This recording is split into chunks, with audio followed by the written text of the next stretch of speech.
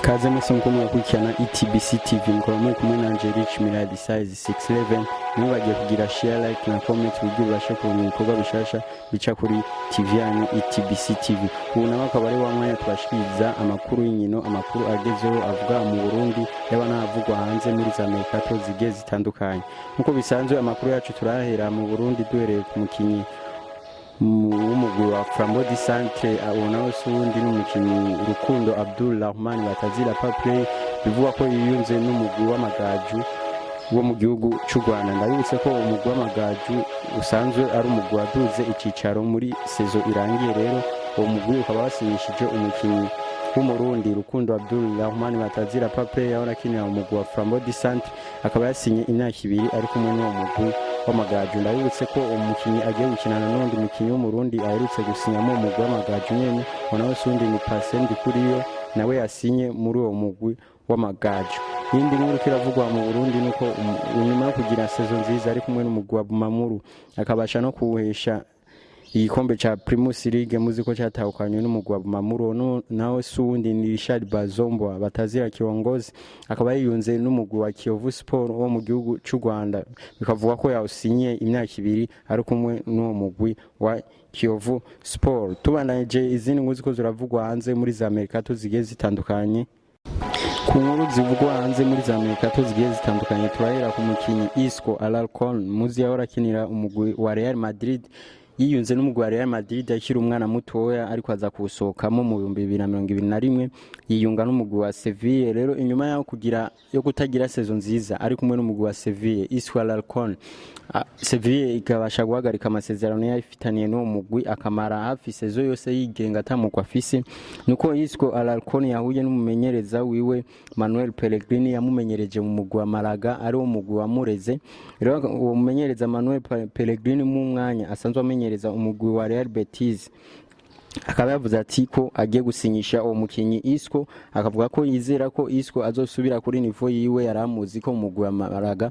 Ndabutse ko umumenyereza Manuel Pellegrini ari umumenyereza yadugije umukinyi Isco inyuma yaho yagiye yiyunze n'umugwi wa Real Madrid akabasha gukinira imyaka itandukanye agatahukana na za Champions League zigera kuri 5 ari kumwe n'umugwi wa Real Madrid.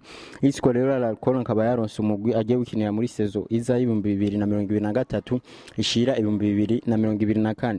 Isco rero muri sezo iza muzomubona ariko akinira umugwi wa Real Betis. Yindi nkuru kiravugwa niyo kapiteni emblematique w'umugwi wa Liverpool nawe sundi ni Jordan Anderson akaba yiyunze n'umugwi wa Al Ettifaq usanzwe umenyerezwa n'umumenyereza Gerrard muzi ko bakinanye mu myaka iheze bari kumwe mu mugwi wa Liverpool.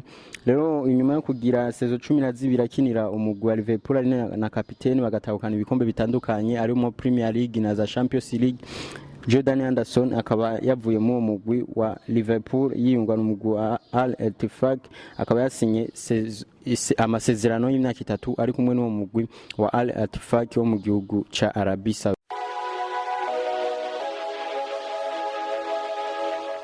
Saudite. Ya amakuru yacu turayabandanyiza kuri Feyeto Kylian Mbappe. Inyuma yaho umugwi wa Al Hilal wo mu gihugu ca Arabia Saudite utanze miliyoni 200 ko mukinyi Kylian Mbappe asanzwe akinira umugwi wa Paris Saint-Germain, bikavuga ko wari wamwemereye miliyoni 200 gushika ku miliyoni 700 kuri sezo imwe yonyene azokinira umugwi wa Al Ahly.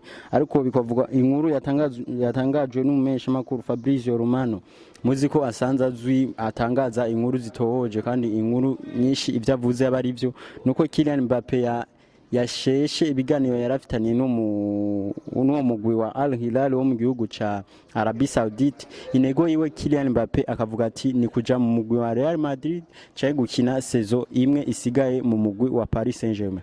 Paris Saint-Germain nayo ikavuga ati urakina sezo iza uwongereje amasezerano cyane urasohoka mu mugwi uje ahandi ushaka. Rero Feyeto ya Kylian Mbappe ikabikira bandanya mugwi wa Real Madrid nkuko bisanzwe ukaba uri mu gacerere hamwe na Florentino Perez president w'ikipe ya Real Madrid akaba atacu arabivuga ko vya Kylian Mbappe.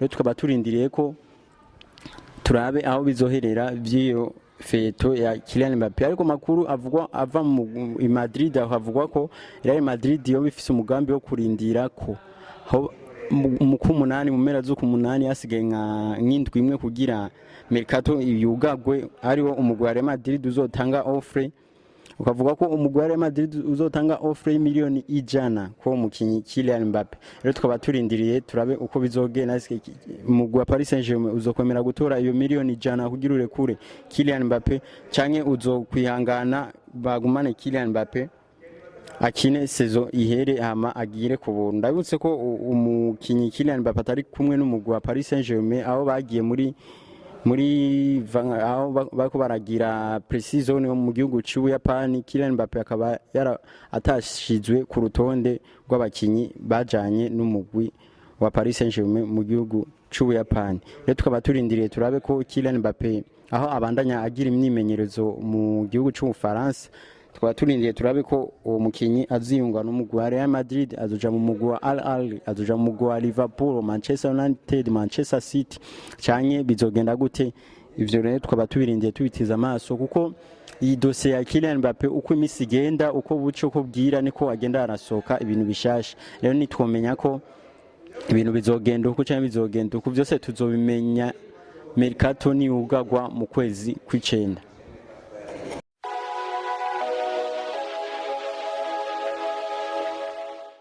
Iyindi nkuru ikiravuga mu mugwi wa Paris Saint-Germain y'umukinyi Marco Verratti, muzi ko yaramaze imyaka myinshi akinira mu mugwi wa Paris Saint-Germain. Umukinyi asanzwe akina hagati mu kibuga, akaba yavuye mu mugwi wa Paris Saint-Germain yiyunga n'umugwi wa Al Hilal aguzwe miliyoni 30, bikavuga ko yasinye contrat y'imyaka 3 akazohembwa miliyoni 20 uko umwaka umwe uzogenda urarangira. Iyindi nkuru ikiravugwa mu mugwi wa Newcastle nyuma yo kurekura umukinyi Alexis Maxime akaja mu gihugu ca Arabie Saoudite ku miliyoni 40 gusa aguzwe. Bavuga ko umugwi wa Newcastle ugiye gutora muri case yayo indi miliyoni 45 ongereze ku miliyoni 40 yaguzwe umukinyi Alexis Maximum, ikakwira miliyoni 85 zose bakazitekera bazitwara mu mugwi wa Napoli kurondera umukinyi Vicha Kvaratskhelia. Muziko yagize sezo nziza ari kumwe n'umugwi wa Napoli. Ukavuga rero ko ibiganiro vyatanguye hagati ya Aurelio De Laurentiis asanzwe ari president w'ikipe ya Napoli hamwe n'abarabu basanzwe barongoye umugwi wa Newcastle mu kuraba ko bosinyisha umukinyi Vicha Kvaratskhelia. Rero umugwi wa Newcastle ukaba yatanze offre miliyoni 85 kugira urabe ko bosinyisha uwo mukinyi.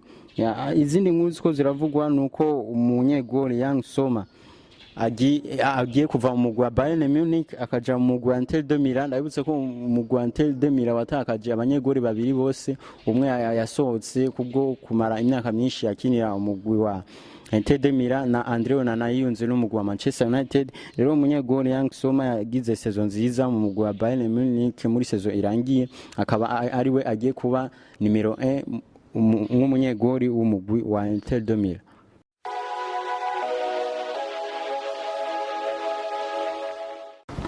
Inyuma yo guca mu mugwi wa FC Barcelona akakina imyaka myinshi agatwara na Ballon d'Or zigera ku ndwi, akaja mu mugwi wa Paris Saint-Germain akakina sezo zibiri zitabashe kumugendera neza ari kumwe n'umugwi wa Paris Saint-Germain, akava mu mugwi wa Paris Saint-Germain akaja mu mugwi wa Inter Miami. Uwo nawe sundi ni Lionel Messi, abananya atangaza abantu benshi mu mugwi wa Inter Miami mu nkino zibiri amaze gukina.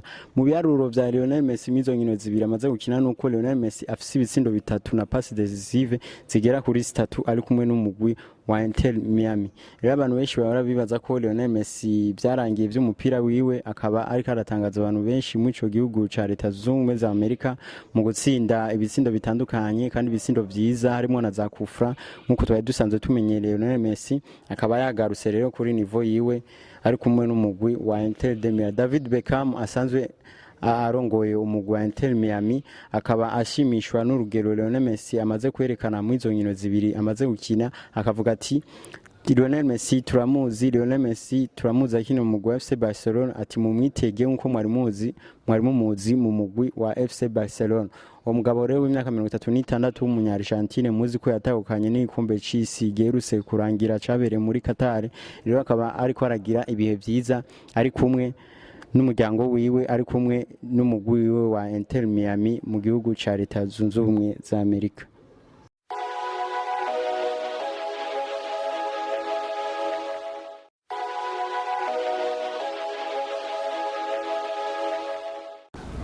akandi gakuru kabo karavugwa mu mugwi wa FC Barcelona nuko uwo mugwi ugiye kuronka miliyoni 100 zivuye mu ishiramwe ritabashwe kuvugwa izina ryo mu gihugu ca Qatar yatanze miliyoni 100 ku mugwi wa FC Barcelona.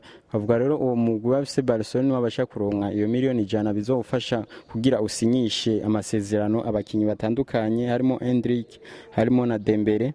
Rero President Laporte w'umugwi wa FC Barcelona akaba yavuze ati izi miliyoni 100 tugiye kuronka zizodufasha kwandika no gusinyisha abandi bakinyi batandukanye mu mugwi wa FC Barcelona.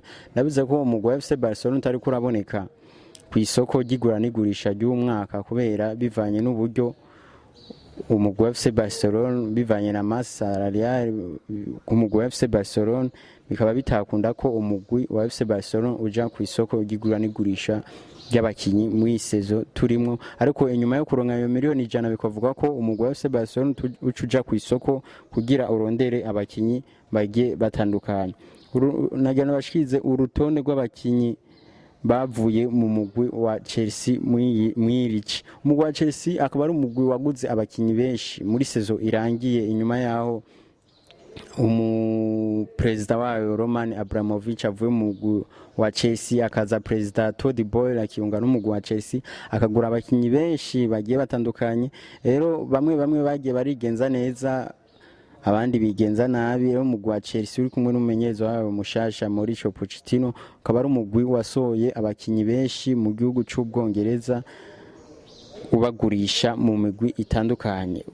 Urutonde rw'abakinyi mu mugwi wa Chelsea wagiye urasohora nuko wasohoye Kai Havertz umugurishije miliyoni 75, usohora Mason Mount umugurishije miliyoni 70 ayo n'amafaranga y'amayero, ugasohora Mateo Kovacic umugurishije miliyoni 35, wasohoye kandi umukinyi Christian Pulisic umugurishije miliyoni 22, usohora umukinyi Ruben Loftus-Cheek umugurishije miliyoni 21, usohora umukinyi Kalidou Koulibaly umugurishije miliyoni 20 z'amayero, ugurisha usora kandi umukinyi Edouard Mendy yahora ari umunyegoro mu gwa Chelsea umugurishije miliyoni 18, usora umukinyi Ethan Ampadu umugurishije miliyoni 8 z'amayero, usora umukinyi Ngolo Kante agiye ku buntu, usora n'umukinyi Pierre-Emerick Aubameyang yasohotse ku buntu na kapiteni wayo emblematique ari we Cesar Azpilicueta yasohotse ku buntu. Rero mu izo mercato zose umugwi wa Chelsea wagiye urakora zo gusohora abakinyi ukaba winjije imiliyoni 270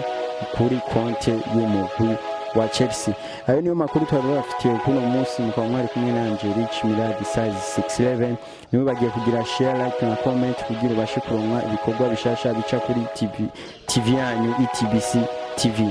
Ciao.